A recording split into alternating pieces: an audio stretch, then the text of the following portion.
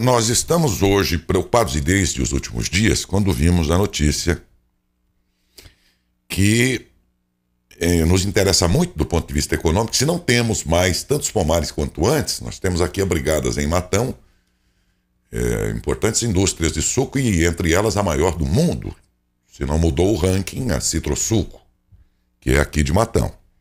Então, se já preocupa pelos pomares remanescentes, preocupa também até mesmo e sobretudo pela questão do suco.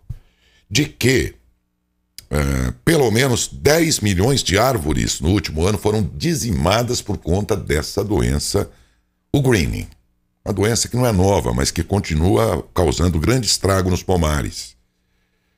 E talvez, pelo que se percebe, nunca os pomares foram tão afetados como agora, segundo um levantamento anual produzido pelo Fundecitrus, que é exatamente o Fundo de Defesa da Citricultura.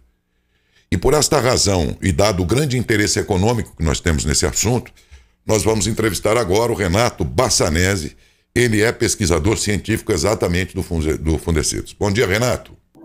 Bom dia, tudo bem? Tudo bem, graças a Deus. Muito obrigado por ter nos atendido aí, viu? Eu que agradeço a oportunidade. Ok, estamos ao vivo aqui pelo rádio em 90,9 para toda a região. Estamos ao vivo pela TV aberta também, Rede Brasil e TVM. Também toda a região sintoniza aqui os nossos programas, porque é TV aberta, e pela internet. E preocupados com esta notícia. O que eu disse até agora está correto ou alguma correção a ser feita, Renato?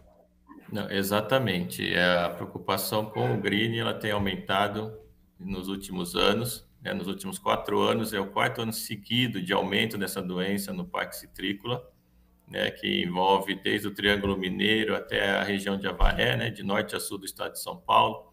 São 12 regiões, e esse ano, na verdade, todos os anos o Fundecitrus faz um levantamento amostral da doença nesse Parque Citrícola todo nosso aqui, que corresponde a 194 milhões de laranjeiras, e esse ano, infelizmente, nós notamos mais um aumento da doença. Nós temos aí, basicamente, para cada 5 plantas de laranja, uma já mostra o sintoma da doença. Isso, obviamente, é dividido entre as diferentes regiões do estado. As regiões mais comprometidas, eu diria que é a região de Limeira, Porto Ferreira e Brotas, que corresponde aí a mais de 50% das plantas contaminadas. Nessas regiões, a gente tem 50% de incidência da doença nessas regiões. Aqui na região de Matão, é uma notícia boa, porque a doença ela vem diminuindo. Ah, é? Obviamente, nós tivemos, assim, nos últimos anos, muita eliminação de pomares na Sim. região, mas as propriedades que permaneceram na região, elas têm adotado um controle bastante rigoroso da doença, o que tem permitido que, ao longo desses últimos 3 anos, se tenha observado um decréscimo na incidência. Nós tínhamos um pouco mais de 20% das plantas doentes, e hoje a gente tem 10% apenas das plantas doentes, o que é uma boa notícia em relação a essa má notícia para o estado inteiro, porque nas outras regiões realmente ela tem aumentado bastante. E por quê? Porque as outras regiões têm mais pomares? Não seria por isso. É mais por... Nós tivemos três pontos importantes. O produtor, ele perdeu um pouco o medo da doença e ele tem passado a conviver com essa doença dentro dos pomares. Então, principalmente nos pomares adultos, quando a doença aparece, ela vai aparecer num ramo, 2 ramos da planta e não compromete toda a produção dessa planta. Embora ela não tenha cura e essa produção vai caindo ao longo do tempo, por exemplo, em 4 anos ele já vai perder 60% da capacidade produtiva daquela planta. Mas ele opta por conviver com essa planta por mais alguns anos. E aí ele vai acumulando plantas doentes dentro do pomar.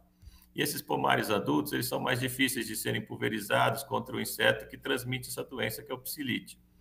E há um descuido no controle desses pomares adultos com a doença. Então, isso vai aumentando a quantidade de plantas doentes que são portadoras da bactéria, isso vira uma fonte de contaminação permanente e que, se não for controlado muito bem o inseto vetor, que é o psilídeo, ele vai adquirir a bactéria nessas plantas, vai se multiplicar nessas plantas e vai começar a transmitir para as outras plantas dos pomares vizinhos e dos talhões ao lado, principalmente talhões com plantas mais novas, que brotam bastante, são bastante atrativas. Isso faz com que a doença aumente bastante. Do ponto de vista da produtividade, me corrija se eu estiver errado, mas a percepção que eu tenho é de que os grandes produtores, as grandes corporações, inclusive, que produzem laranja, conseguem produzir por pé muito mais do que o pequeno e até o médio, não é? Do ponto de vista, agora, em relação ao greening, os pomares dos grupos mais poderosos são menos afetados do que o pequeno, que talvez não tenha a capacidade de defesa por insumos e tudo, tanto quanto o grande produtor? Eu diria que não, eles são afetados da mesma maneira. Tá? A diferença que acontece é que uma propriedade, quando ela é grande, né, a doença ela se concentra no que a gente chama na periferia da propriedade, na borda, nos primeiros 100, 200 metros dessa propriedade. Porque o inseto normalmente vai vir de fora, contaminado, e vai se acumular nos primeiros 100 a 200 metros da divisa da propriedade. Então, uma propriedade pequena, ela tem muito mais influência desse inseto que chega de fora para contaminar do que uma propriedade grande. Mas, nesses 100, 200 metros da propriedade grande, o efeito também é bastante desastroso. Né? Mesmo com bastante controle, ele acaba sendo contaminado também. Eu diria que aqui, o green é que nem a dengue.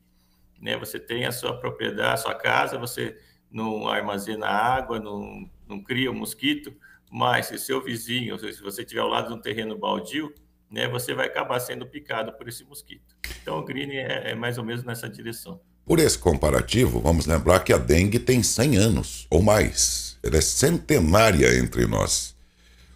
Com o greening pode acontecer a mesma coisa, de ser uma praga de convivência eterna nos nossos pomares? Sim, o greening, desde que ele surgiu na China, né, isso há mais de 100 anos na China, para nós ele está presente há 17 anos, né, ele foi relatado primeiro em 2004, é uma doença que é impossível ser erradicada totalmente. Tá? O que nós desenvolvemos no Fundecitrus e em outras instituições de pesquisa são as melhores formas de se manejar essa doença e prevenir o contágio das plantas. Né? Então, a gente sabe hoje como monitorar o inseto vetor, nós sabemos quais os produtos que devem ser aplicados, o momento ideal de aplicação desses produtos, o intervalo entre as aplicações, e tudo isso já tem amenizado a doença em todo o Parque Citrícola. Embora a gente tenha um aumento, a gente está numa situação muito melhor do que outros países em que a doença foi presente há menos tempo, mas já perderam mais de 90% das plantas deles. Né? Por exemplo, a Flórida, que é o segundo competidor do Brasil no comércio mundial de suco, eles produziam mais de 200 milhões de caixas e hoje estão produzindo apenas 52 milhões de caixas de laranja. Né? Muitos produtores lá já desapareceram, a indústria deles, a área citrícola deles abaixou muito, diminuiu bastante, e nós, com esse manejo preventivo da doença, temos conseguido manter ela, vamos dizer, não é um valor confortável, né? São 22% em média de plantas doentes, mas a gente tem prolongado a longevidade da nossa citricultura e a competitividade dela no mercado. Nós estamos conversando com o Renato Bassanese, que é pesquisador científico do Fundecitrus, sobre a progressão do greening nos nossos pomares, como nunca, por sinal, no último ano. Renato, de novo da China, é que originou esse greening? Só parafraseando aí, enfim, com o Covid, que acreditam a China, o desenlace disso tudo, teria originado lá e tudo. E aí vem você dizendo que a origem do greening já é centenária também, mas que teria nascido na China. Sob que condição? O que a história conta aí para vocês, pesquisadores? Na verdade, o Sudeste Asiático é o centro de origem dos citros, né? E de lá, as laranjas, os limões, as tangerinas foram espalhados pelos navegadores portugueses para o mundo inteiro, né? Por isso, então? E como é o centro de origem, todas as pragas e doenças costumam aparecer no centro de origem. Então, normalmente veio da China, né? O greening lá já é conhecido há mais de 100 anos.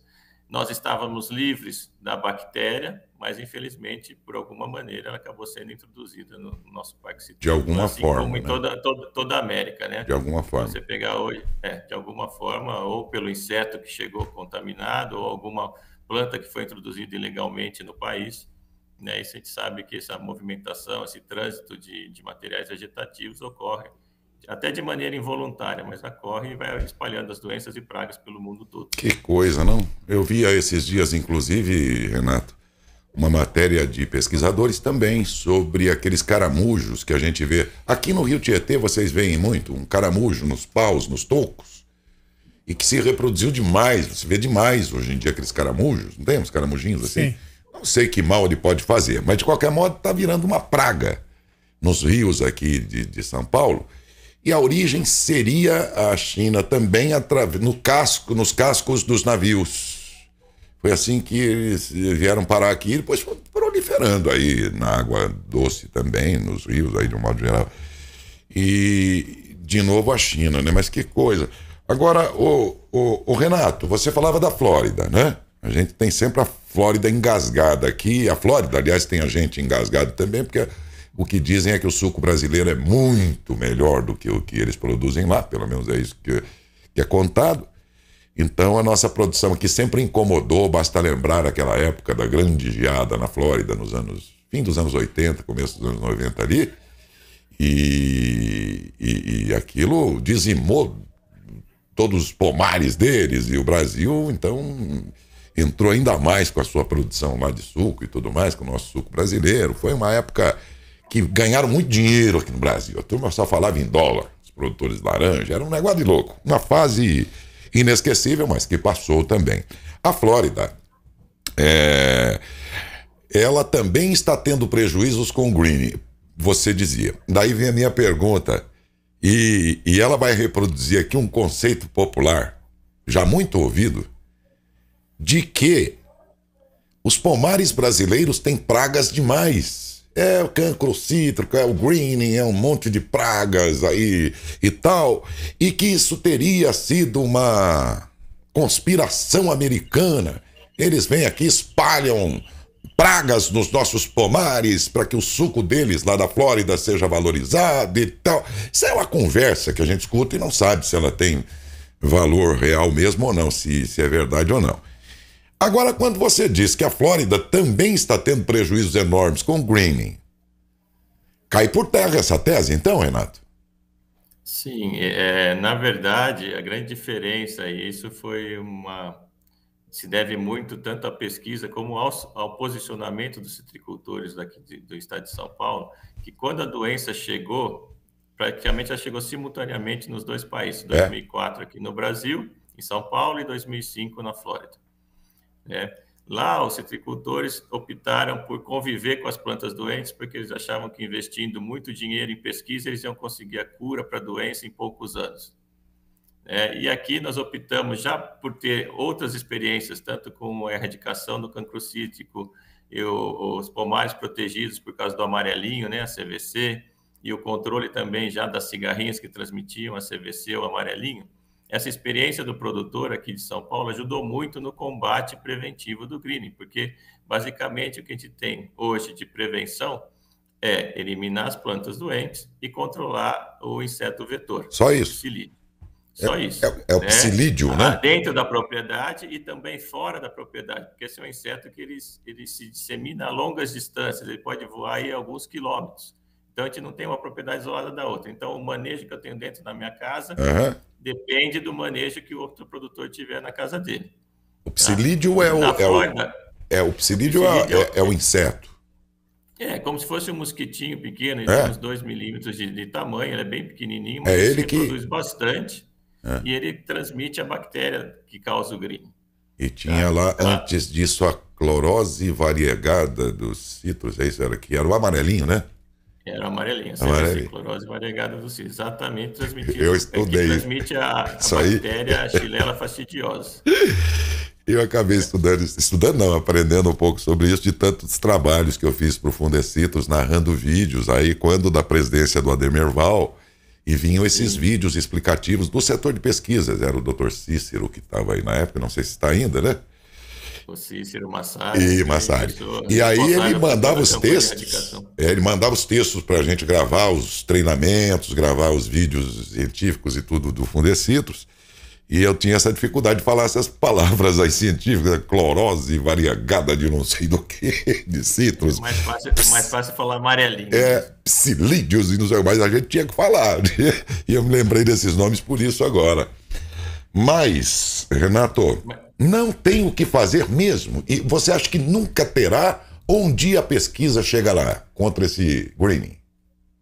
Um dia a pesquisa vai chegar. Infelizmente, por exemplo, a Flórida já investiu mais de 250 milhões de dólares, né, em pesquisa buscando a cura por essa doença. Já fizeram de tudo, tentaram aplicar mais nutrientes nas plantas, hormônios na planta, antibióticos, até antibióticos eles chegaram a aplicar no Sério? campo, que é uma coisa temerária, porque você pode criar bactérias resistentes e compromete a saúde humana. Tentaram fazer termoterapia, colocaram algumas lonas em cima das plantas e injetaram vapor quente para fazer com que a bactéria morresse dentro da planta, poda das plantas doentes, buscaram variedades resistentes, mas até hoje não tem nada significativo em termos de curar a planta doente. Você vê o absurdo que está a situação lá? Hoje eles estão telando planta a planta. Eles colocam uma tela sobre cada planta no pomar para ver se consegue controlar essa doença. E está dando certo?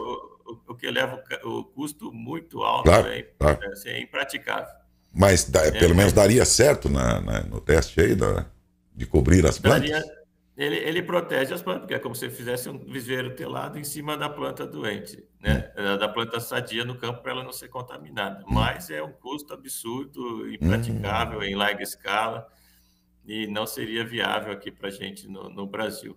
E eles buscam a planta resistente, né? Enquanto eles não acham a planta resistente, o caminho certo é o que a gente já está fazendo, que é o caminho preventivo, evitar que novas plantas sejam infectadas. Então, um controle bastante rigoroso do inseto vetor, né, o psilídeo, e a eliminação das plantas doentes, dentro e fora dos pomares, né? A gente tem muita ação do Fundecitrus, que a gente chama de ações externas. Os produtores da região, eles se unem, né, montam um grupo e aí eles saem procurando os fundos de quintais, plantas de citros em chácaras, condomínios, né, aqueles ranchos de pescaria que tem bastante planta de limão, tangerina, e que não tem um controle, mas que são uma fonte constante e permanente da bactéria e do psilídeo que vai contaminar os pomares comerciais. Então, essas ações, a gente tem feito várias ações de substituição dessas plantas de citros, né, por outras frutíferas. A gente tem tido bons resultados em abaixar a doença. Esse trabalho foi feito com bastante rigor aqui na região de Matão e os resultados a gente já está vendo com os levantamentos, né? Essa queda gradual da doença aqui na região. Em tese, um pé de laranja ou enfim, um cítrico, uma planta dessa cítrica, plantada isolada, ela também pega ou é porque trata-se de pomar e, portanto, há um facilitador de propagação? Só em tese. Se ela estiver sozinha num quintal, por exemplo, ela pega do mesmo jeito. Ela vai pegar. Aqui, eu moro aqui em Araraquara, né? No meu condomínio, alguns moradores resolveram plantar um pé de laranja no condomínio e ele já está totalmente infectado. Isso aí, depois de 2, 3 anos, ele já vai estar com a doença. Porque a gente tem o psilídeo voando por todo o estado, basicamente, ele já é endêmico no estado todo, né? E ele adquire a bactéria em plantas que não são cuidadas, né? E aí ele acaba transmitindo. Então, assim, não tem... A gente até pede para a sociedade em geral, né, evitar plantar plantas de citros, que seria a laranja, a tangerina, o limão Tahiti, né, nos fundos de quintais, porque certamente essas plantas vão ser contaminadas, vão servir de contaminação para os pomares comerciais da nossa citricultura, que gera aí, né, mais de 200 mil empregos, gera mais de 2 bilhões em divisas em exportação para o país. Então, a gente diz que a citricultura é um patrimônio do Estado, né, e é hoje a cultura que mais gera emprego por hectare. Em outras doenças aí, o hospedeiro era a murta, que é uma planta ornamental. Aqui em Matão tinha muito aí nas ruas e tudo, no cemitério também, muita murta, o nome é esse mesmo, murta. O nome é a murta, né, que a gente vê, tem aquela florzinha branca, bem bonitinha. Ela é um hospedeiro muito bom do inseto vetor. Né, do psilídeo, ela multiplica muito o psilídeo, por isso que nas campanhas que a gente tem feito nas cidades, a gente busca a troca, né, a substituição dessa murta por outra planta para arborização. Eu me lembrei desse detalhe agora, realmente da murta, né, que como a gente. O cancro cítrico existe ainda, que ele era o grande vilão antes da lavoura? Não, o cancro cítrico ele está presente, né? Desde 2017 mudou a portaria, né, de controle do cancro cítrico. Hoje o estado o produtor ele pode conviver com o cancro cítrico desde que ele realize um manejo preventivo. Então ele vai ter as aplicações de cobre, né? E ele pode comercializar essa fruta sem problema, desde que ela não esteja com muitas lesões da doença. Tá? Então, aquele programa todo de erradicação hoje já não tem mais, a gente está convivendo. Ele tem crescido, mas esses 2 últimos anos que foram de seca, né? Nós tivemos essa seca absurda que nós temos, isso desfavoreceu a disseminação e multiplicação da bactéria nas plantas. Então, a incidência hoje, né, até pelo próprio levantamento do Fundecitrus, né, a gente fez o greening, a CVC e o cancro. Né? O cancro cítrico, o ano passado, ele estava em 17% das plantas, hoje ele está em 10%. Porque o clima realmente foi bastante desfavorável para a multiplicação dessa bactéria. Ok. Beto, você tem alguma pergunta aí? Odair, eu tenho sim, em relação até no assunto que você tocou, a murta, né? Eu me lembro que, acho que em 2005, aqui em Matão, eu fiz uma matéria com um especialista, a gente rodou a cidade inteira, falando exatamente desta planta, da murta. No entanto, o Matão erradicou algumas só, mas é uma árvore que é encontrada em grande número aqui em Matão. Né? O fato dessa árvore ser grande número em Matão, isso pode ajudar com que esse mosquito, esse vetor se espalhe, inclusive em pomares domésticos, né? Em plantações domésticas, e acabe indo aí para a plantação de maior porte. Né? Eu quero saber se isso pode ser um dos fatores, a quantidade de murta plantada aqui em Matão. Não só em Matão, a gente vê a murta plantada em várias cidades, em cemitérios, é muito comum em arborização, e realmente ela é uma hospedeira preferencial do psilídeo, que é o inseto que transmite o green. Então, é bastante importante, se for possível, as prefeituras ajudarem aí, substituindo aos poucos, né, essa planta por outras plantas, porque ela também pode multiplicar a bactéria. Ela não é um grande hospedeiro da bactéria, mas também pode multiplicar a bactéria do green. E aí, certamente, contamina os pomares comerciais.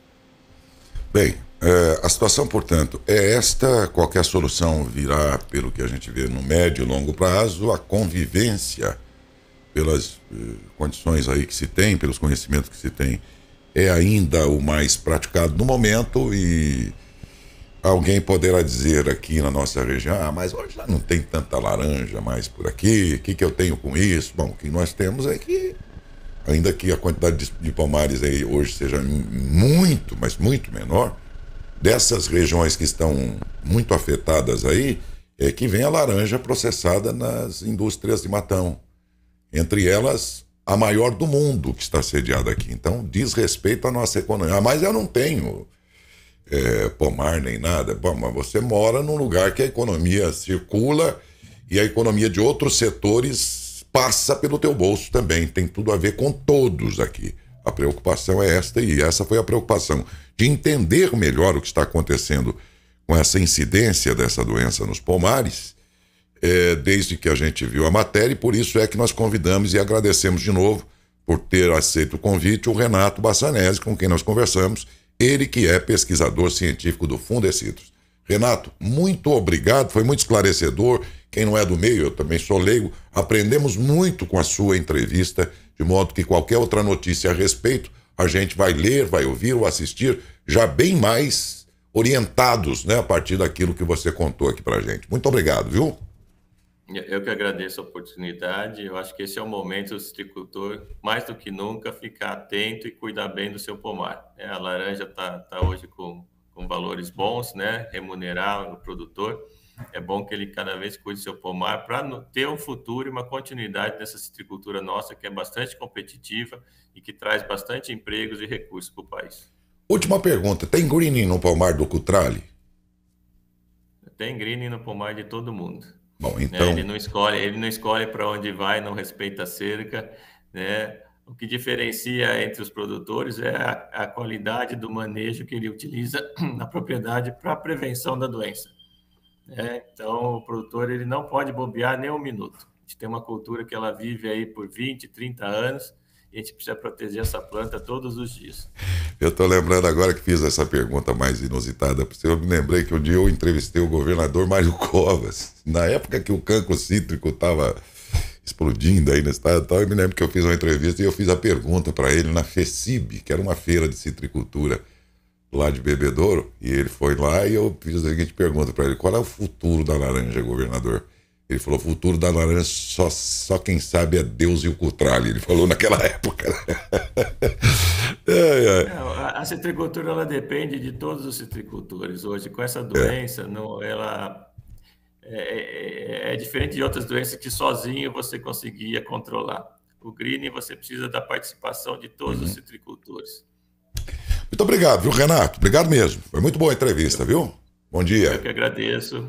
Muito obrigado. Bom dia a todos. Um grande abraço.